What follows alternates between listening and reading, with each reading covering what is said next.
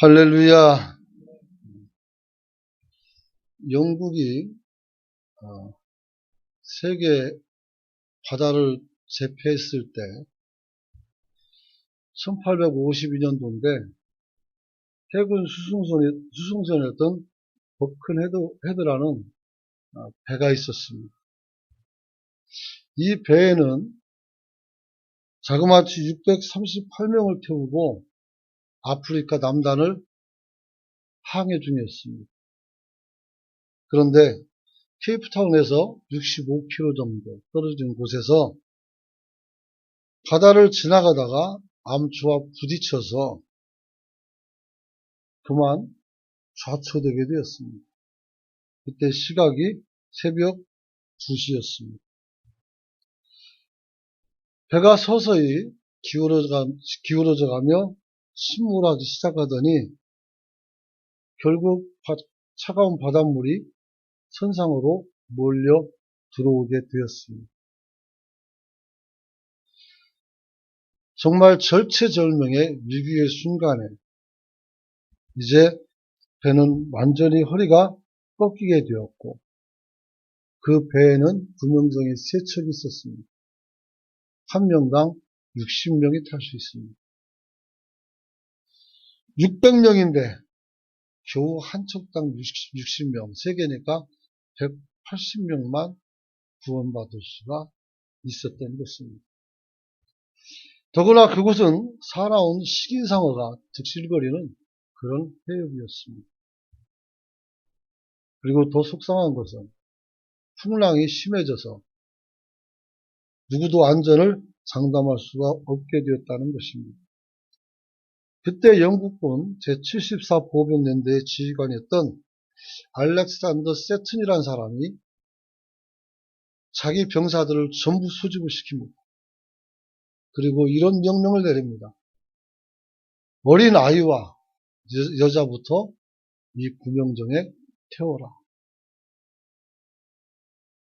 그래서 군인들은 어린 아이부터 또 이렇게 여성들 이걸 먼저 배에 태웠다고 합니다. 구명정은 이제 사람을 태우고 멀어져 갔고 이 배는 어떻게 돼요?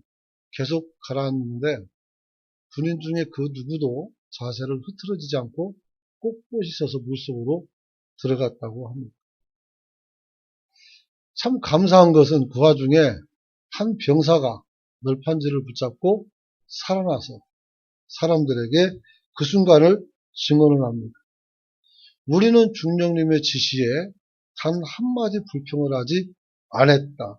그 명령이 곧 죽음이라도 우리는 따를 수밖에 없었다. 이렇게 이야기합니다. 사랑하는 성도 여러분, 바로 이때로부터 어떤 위기가 닥치면 어린아이와 여성을 먼저 구조하는 그런 룰이 생겨나게 되었습니다. 이건 뭐 성문법은 아니고 불문법이죠. 그래서 우리가 그렇게 행동을 하게 되었다는 것입니다. 사랑하는 성도 여러분. 근데 여기서 중요한 것은 이 배가 가라앉는 동안에 이 보병들이 꼿꼿하게 그 죽음을 잘 받아들이고 명예로운 죽음을 선택했다는 것입니다. 여러분, 죽음이라도 다 똑같은 죽음이 아닙니다. 여러분의 죽음이 아름답고 명예롭고 복될 수 있기를 축복합니다. 여러분. 그런데 저는 이번 고난 주간을 보내면서 예수 그리스도의 죽음이 우리에게는 어떤 의미가 있을까? 또 사람들은 어떻게 받아들이고 있을까? 하는 생각을 해보게 되었습니다. 그리고 우리 교회뿐만 아니라 전국을 다 살펴서 전반적으로 평가를 해보기를 언제부터인가 예수님이 교회에서도 핍박을 받고 있다는 사실을 알게 되었습니다. 예수님 당시에 제사장들과 바리새인들과 로마인들에 의해서 핍박을 받고 죽으신 예수님이 오늘 이 시대에도 동일하게, 그것도 세상 사람이 아닌 우리 손에 의해서 핍박을 당한다는 사실을 알게 됐다는 것입니다. 사람들이 교회에서 기대하는 것은 하나님의 사랑입니다. 그리고 그 사랑을 발판으로 나의 성공을 꿈꾸는 이들이 많아졌기 때문입니다. 만약에 그리스도인들이 올바르게 하나님 앞에 살았더라면 지금 국회에 있는 100명이 훨씬 넘는 크리스찬들이 제대로만 살았더라면 오늘 위정자들이 저렇게까지 말하거나 행동하지는 못했을 것입니다.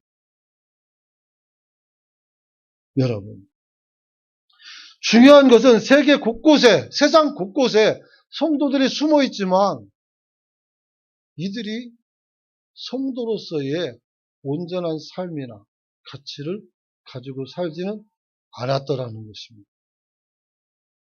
비리가 있는 곳에 성도들이 있습니다. 무지와 폭력이 가득한 곳에 성도들의 이름이 들어 있습니다. 여러분, 사회의 일치를 깨고 공의를 버리는데 성도들이 그 속에 같이 있더란 말입니다. 이는 다 내 잘못입니다. 이는 다 목사 잘못이고 이는 다 내 잘못입니다. 사랑하는 성도 여러분, 그래서 저는 생각하게 됐습니다. 과연 이 시대의 사람들은 그리스도를 필요로 하고 있는 것은 맞는가? 를 생각했습니다. 우리가 예수를 통해서 무엇을 기대합니까? 우리가 예수를 통해서 기대하는 것은 그분이 왜 죽었는지를 알면 우리가 답을 얻을 수가 있습니다. 그것은 저와 여러분이 구원받는 것임을 명심하시길 축원합니다. 중요한 것은 우리가 예수 그리스도를 통해서 죄악에서 벗어나 구원받는 백성이 된다는 것을 의미합니다. 여러분, 안타까운 건 오늘날 교회를 돌아보면 교회 머리이신 주님 앞에서 오늘 교회가 주님의 위치가 머리로서의 주님, 주관자로서의 주님이 아니라 교회를 구성하는 하나의 부속처럼 여겨져서는 안 된다는 거죠. 교회는 주님이 세웠습니다. 할렐루야. 1세대 목회자님이 세울 수도 있지만 그들은 다 신부는뿐이고 주님이 교회를 세운 줄 믿으시기 바랍니다. 여러분, 지금 중요한 것은 지금 뭐가 잘못되고 하고 있다는 것을 우리가 인식할 수 있어야 되는 것입니다. 그래야 우리의 신앙을 바로잡을 수가 있는 것입니다. 여러분, 만약에 우리가 우리 신앙을 바로잡지 않으면 예수님께서 다시 이 땅에 오셔서 또 십자가를 져야 되는 불상사가 만들어질지도 모릅니다. 그러나 성경의 예언을 보면 주님이 다시 십자가 진다는 말은 없습니다. 왜냐하면 한 번 진 십자가로 우리의 구원을 완전히 이룰 수 있기 때문입니다. 그럼 누가 있습니까? 아류가 있는 겁니다. 믿기는 믿지만 믿지 않는 사람. 올바로 믿지 못하고 올바로 신앙의 열매를 맺히지 못하는 사람. 하나님께 전적으로 신앙을 갖지 못하고 자기 삶을 앞세우고 생각을 앞세우는 사람들 말입니다. 그들은 주님이 줄일 때 양식을 주고 목마를 때 물을 준 것 같지만 주님은 이렇게 말합니다. 불법을 행하는 자들 여기서 떠나라. 너희들이 언제 나에게 그런 걸 했느냐. 그래서 말합니다. 우리가 얼마나 많이 했는데 교회에서 주님은 말합니다. 저 지극히 작은 자에게 행하지 않은 것이 나에게 행하지 않은 것이다. 이렇게 말합니다. 중요한 것은 우리가 어떻게 돼요? 신앙의 본질에 관해서 좀 더 적극적으로 접근해 나가는 지혜를 갖기를 축원합니다. 축원합니다. 오늘 알다시피 오늘은 고난당하신 고난주일의 첫날입니다. 예수님께서 안식일을 지나고 주일날 이제 예루살렘으로 올라올 때 사람들은 종려나무 가지를 꺾어서 흔들면서 호산나 다윗의 자손 예수여 하면서 찬양을 합니다. 나귀를 타고 오실 때 자기의 겉옷을 벗어서 그 나귀를 덮고 그 위에 주님이 올라가게 하셨고 나귀가 지나가는 길에 우리의 겉옷을 펴서 깔아드렸습니다. 왜요? 왕으로 오시는 분이기 때문에. 이 세상의 왕이요 가장 존중하고 보니까 존귀한 그런 존재이기 때문에 그렇게 환영을 했어요. 그런데 그렇게 환영하고 5일 만에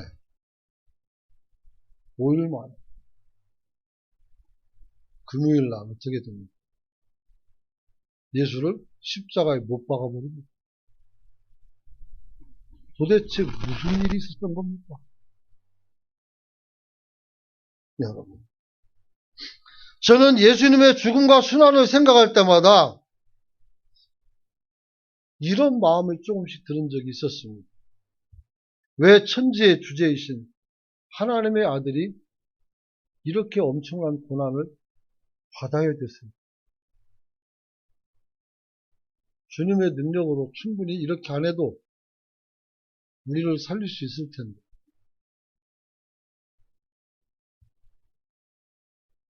또 왜 인류를 구원하러 오신 예수 그리스도께서 죽으셔야 됐는가? 자기도 못 살리고 사람을 어떻게 살린다고 죽으십니까? 그렇게 생각할 수 있습니다. 죽음이란 죄인에게 주는 형벌인데 죄를 알지도 못하는 하나님의 독생자 예수께서 왜 죽으셔야 됩니까? 더군다나 생명의 창조주가 어찌 죽을 수가 있을까? 여러분, 한마디로 말하면 이겁니다. 하나님은 사랑이시기 때문입니다. 할렐루야. 법이나 규칙이나 어떤 것도 주님이 죽을 이유가 하나도 없습니다. 딱 한 가지. 저와 여러분을 사랑하되 너무나도 많이 사랑한 것 같습니다. 여러분. 오늘 아들이 고난당할 필요가 없습니다. 12명이나 되는 천사를 동원해서 자신을 괴롭히는 사람들을 다 때려잡을 수도 있었습니다. 그런데 그러지 않습니다. 인류를 구원하러 오신 주님께서 먼저 죽으심으로 우리의 죽음을 대신하십니다. 그가 아니면 죽을 이유가 없습니다. 죽음이 죄인에게 주는 형벌이라면 주님은 죄를 알지도 못하지만 우리의 죄를 어떻게 대신 담당해서 죽으셨기에 그 괴로운 십자가를 지는 것이었습니다. 그는 생명의 창조자로서 죽지 아니하고 모든 인간을 없애버리고 다시 아브라함의 후손을 만들어 역사를 이끌어갈 수도 있습니다. 그러나 주님께서 어떻게 돼요? 우리를 너무 사랑하셔서 우리를 죽이지 않고 내가 죽어 너를 살리겠다는 이 마음을 헤아릴 수 있기를 축원합니다. 그래서 오늘 여러분에게 첫 번째로 말씀드릴 것은 예수님의 죽음은 자기의 죄 때문에 돌아가신 것이 아니라는 것입니다. 할렐루야.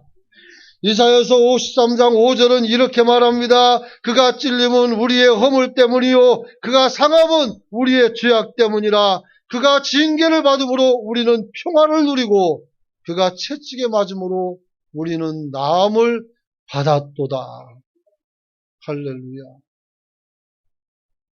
도대체 내가 뭘 이쁘다고 그러셨어요?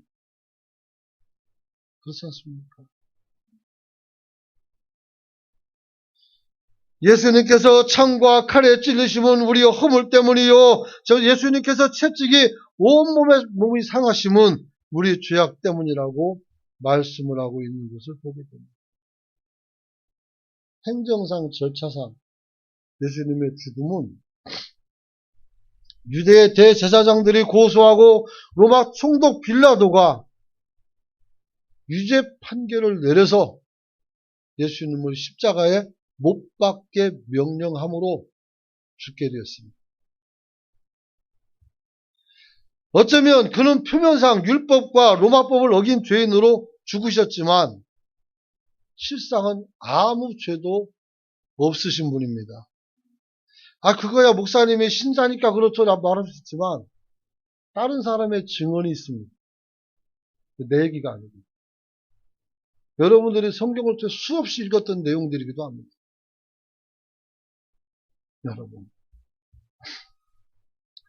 복음서에서 예수님이 재판받는 과정이 기록되는 것을 보면 예수님은 죄수로 체포되었고 고소당하고 신문을 받으며 또 증인들을 통해서 가짜 증인들이죠. 거짓 증인들이 어떻게 돼요? 증언해서 어떻게 돼요? 유죄 판결을 받았다고 말합니다. 그런데 판결을 했던 빌라도는 그렇게 말하지 않습니다. 여러분, 누가복음 23장 4절 말씀 같이 읽어봅니다. 같이 한번 읽어봅니다. 시작.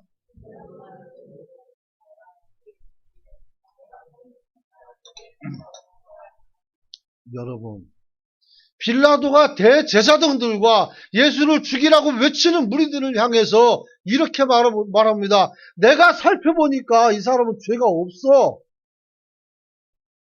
내가 보니까 이 사람에게 죄가 없다는 겁니다. 근데 왜 죽이려고들 그래? 이렇게 묻는 거예요. 그러면 답은 하나죠. 누군가는 예수가 죽어야 유익한 사람들이 있는 것입니다. 여러분, 이런 사악함에 우리 주님이 너무 고결한 죽음을 당하시는 겁니다. 누가복음 23장 13절로 15절에 보니까 빌라도가 대제사장들과 관원들과 백성들을 불러 모으고 이렇게 말합니다. 너희들이 이 사람이 백성을 미혹하는 자라 하여 내게 끌고 왔다. 그래서 내가 신문에 보았어. 그런데 너희가 고발하는 일에 대하여 이 사람의 죄를 찾지 못했다. 이렇게 말합니다. 심지어는 이 사람들이 죄목을 가지고 왔지만 그 죄목도 성립이 안 된다는 것을 이야기합니다. 여러분. 그리고 헤롯이 말하길 뭐라고 말합니까? 그들을 우리에게 도로 보내었도다. 이렇게 말합니다. 그리고 뭐라고 합니까? 그가 행한 일에는 죽일 일이 없느니라. 그가 행한 일에는 죽일 일이 없다는 거예요. 지금 죽이라고 계속 있습니다. 요한복음에 보면 이렇게 말합니다. 내가 너희 왕을 십자가에 못 박으랴. 그럴 때 이들이 그렇게 말합니다. 없이 하소서. 저는 십자가에 못 박으소서라고 말합니다. 우리에게 왕은 없다고 말합니다. 우리에게 왕이 있다면 그는 가이사라고 말합니다. 유대인들의 왕은 하나님이십니다. 그런데 언제부터 가이사예요? 그것도 대제사장. 있을 수가 없는 말을 하고 있는 것입니다. 그가 행한 일에는 죽일 일이 하나도 없다. 그래서 헤롯이 밖으로 보낸 거예요. 여러분. 누가복음 23장 22절에 빌라도가 세 번째 판결에서 말하기를 이렇게 말합니다. 이 사람이 무슨 악한 일을 행하였느냐? 나는 그에게 죽일 죄를 찾지 못하겠나니. 그래서 어떻게 돼요? 너네들 분풀이나 좀 하고 끝내. 그게 뭐 때려서 놓아주라 이렇게 말합니다. 아니 죄가 없는데 왜 때립니까? 하지만 백성들이 여러와 같이 송원하니까 그냥은 못 보내는 거예요. 사랑하는 성도 여러분, 결국은 주님은 죄가 없었던 것입니다. 그럼 빌라도만 그랬느냐? 안 그래요. 예수를 팔아먹은 가룟 유다도 고백을 합니다. 마태복음 27장 3절로 5절을 보면, 특별히 4절을 보면 이렇게 말합니다. 내가 무지한 피를 팔고 죄를 범하였도다. 여러분, 예수님께서 정죄됨을 보고 그가 스스로 뉘우쳐서 대제사장에게 찾아가서 받았던 돈을 갖다 던져놓고 내가 무죄한 피를 어떻게 해요? 팔았다. 주님은 죄가 없는데 내가 팔아먹은 거죠. 여러분들은 절대로 이런 자리에 들어가지 않기를 축원합니다. 축원합니다. 그래서 어떻게 됩니까? 제사장들이 그게 무슨 상관인데 그러자 어떻게 돼? 밖에 나가서 목매달아 죽죠. 근데 끈이 떨어져 가지고 바닥에 떨어져서 배가 터져 죽었어.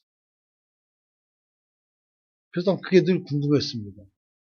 도대체 얼마나 높이 올라가 목매달아 떨어졌는데 배가 터질까? 웬만하면 안 터지죠. 근데 절벽에 나무가 하나 있는데 그게 유다가 목매달은 나무라고 가이드가 말하는데 생각보다 너무 작아서 믿기지를 않았어요. 하지만 떨어지면 배는 터지겠다는 생각이 들었어요. 여러분, 오늘 주님 앞에서 유다조차도 어떻게 돼요? 탐욕에 눈이 어두워서 예수를 팔았지만 그는 그런 분이 아니라는 것을 이야기하고 있습니다. 여러분, 심지어 예수는 십자가에 못 박았던 로마 군인 중 백부장도 주님이 죄가 없다는 것을 시인을 합니다. 마태복음 27장 54절 말씀 같이 읽어봅니다. 시작. 백부장과 및 함께 예수를 지키던 자들이 지진과 그 일어난 일들을 보고 심히 두려워하여 이르되 이는 진실로 하나님의 아들이었도다 하더라. 할렐루야. 하나님의 아들이 죄가 없어. 그래서 이분이 죄 없이 죽으셨구나 하는 것을 알게 된 것입니다. 그리고 무엇보다도 오늘 대제사장의 협박에 못 이겨 결국 소신대로 판결하지 못하고 무리에 밀려서 예수를 판결한 빌라도는 이 일이 자기 생에 큰 짐인 줄 알고 이렇게 행동을 합니다. 그것은 바로 뭡니까? 오늘 무리에게 향해서 손을 씻으면서 말합니다. 나는 네 죄에 대해서 무죄하다. 그러자 백성들이 마태복음 27장 25절에서 이렇게 말합니다. 그 피를 우리와 우리 자손에게 돌릴지어다. 자기만 받지 왜 애들까지 지키는 걸 모르겠어요. 여러분. 그래서 바라보는 놓아주고 예수는 십자가에 못 박아 죽였다. 이렇게 말합니다. 사랑하는 성도 여러분. 빌라도가 예수를 죽인 것은 무리에게 만족을 주고자 함이지 정의를 세우자 하는 것이 아니었습니다. 정의를 세우지 못했어요. 오늘도 마찬가지. 위정자들이 정의를 세우지 못하고 자기 주변의 만족을 위해서 공의를 굳게 할 때 자기도 죽고 자기 지도자도 같이 죽습니다. 여러분, 올바르게 살아가는 지혜를 갖기를 축원합니다. 그렇다면 예수님께서 왜 십자가를 지셨을까 하는 것입니다. 네 가지가 아니라 간단하게 보면 첫째는 우리를 향해서 우리를 위해서 십자가에 죽으신 것입니다. 마지못해 죽은 것이 아닙니다. 여러분, 자원하여 기꺼이 즐거움으로 주님은 그 십자가를 주신 줄 믿으시기 바랍니다. 죽는 게 즐거울 때 딱 한 가지밖에 없습니다. 내가 어떤 선한 목적으로 죽는 것 말입니다.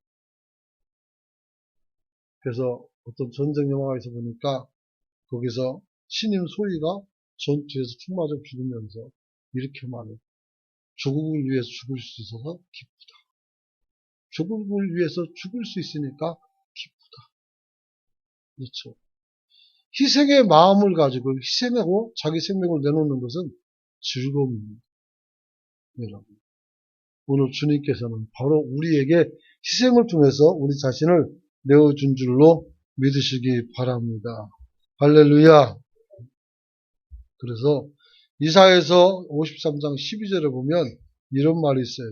읽어봅니다. 시작.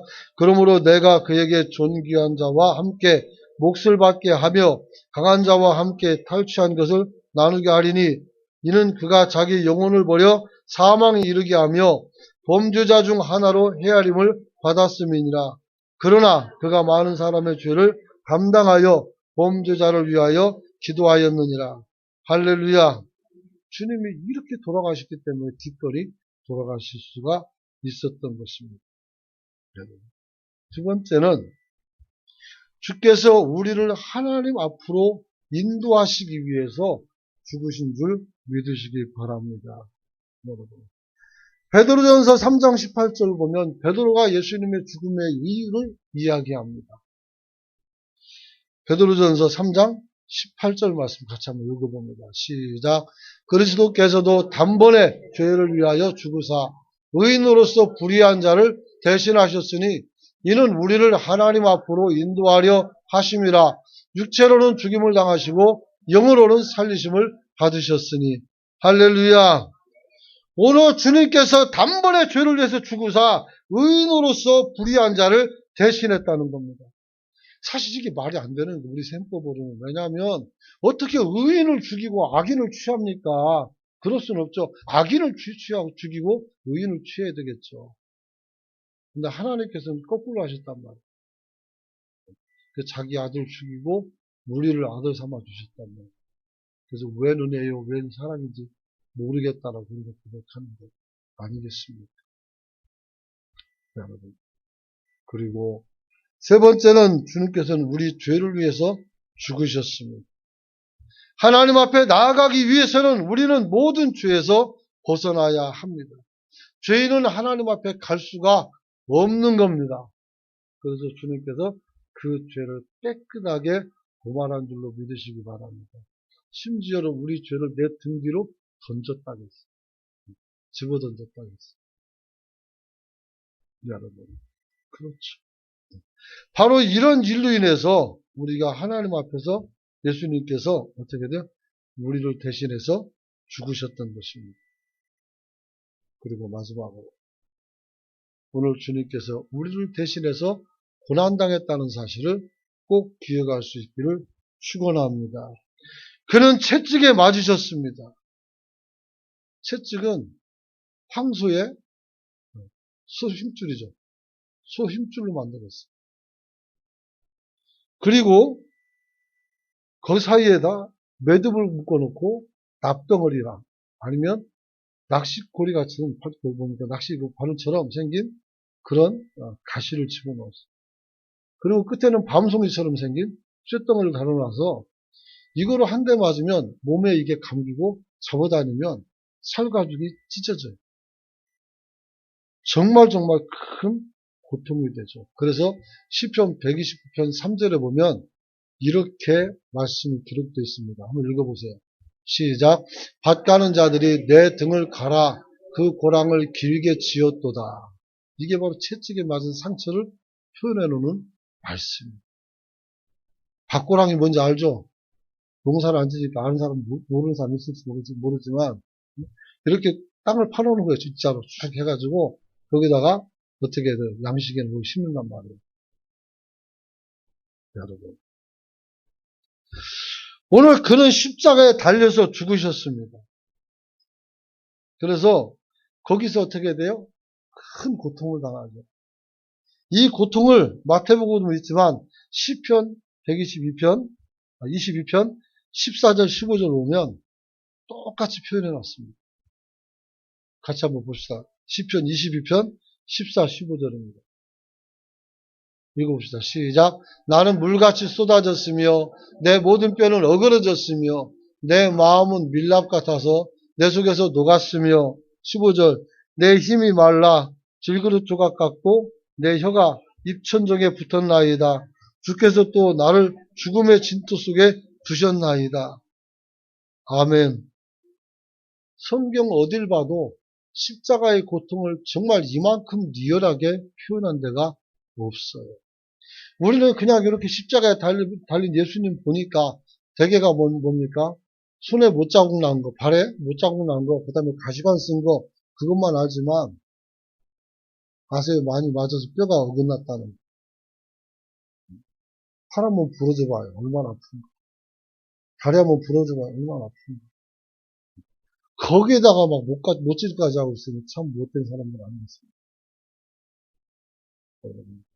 그리고 가장 중요한 거.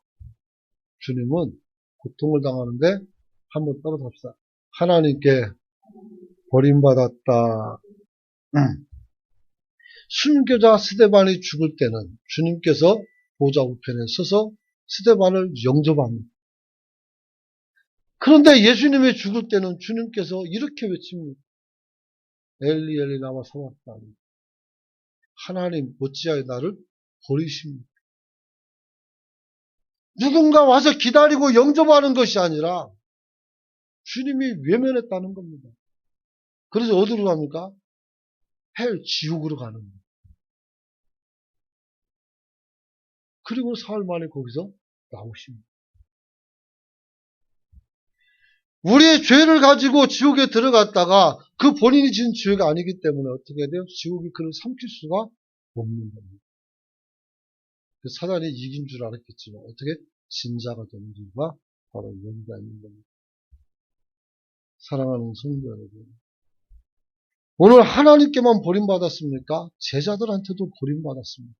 오늘 새벽에 살펴본 것처럼 베드로가 나는 모른다, 나는 아니다, 그의 제자가 아니라 그렇지. 그리고 세 번째 부인했을 때 예수님과 눈이 마주칩니다. 얼마나 부끄럽겠어요. 그러자 어떻게 됩니까? 오늘 닭 울기 전에 네가 나를 세 번 부인할 거라는 말씀이 기억나서 밖에 뛰어나가서 펑펑 우는 거 아니겠습니까? 말씀하십니다. 주님의 고난으로 우리는 치료를 받습니다. 할렐루야. 그래서 십자가에서 모든 고난을 다 겪고 주님께서 마지막 말씀이 있었습니다. 뭡니까? 한번 따라서 합시다. 다 이루었다. 내가 할 것 다 했다는 거 아니겠습니까? 그래서 내가 살고 오늘 여러분들이 살아서 이렇게 얼굴 대면하며 우리가 하나님을 찬양하고 예배할 수 있는 겁니다. 우리가 받은 은혜는 결코 공짜가 아니라는 것을 마음에 담기를 축원합니다. 그러므로 우리 같이 한번 통성으로 기도하기를 원합니다. 외쳐서 큰 소리로 기도하십시오. 기도할 때 오늘 하나님께서 나를 위해서 어떤 고난을 받았는지를 생각하며 받은 말씀을 기억하며 오늘 기도하시고 하나님 나를 새로운 피조물로 만들어서 하나님 나라 백성 삼으시니 감사합니다. 고백하는 그런 기도를 드릴 수 있기를 원합니다.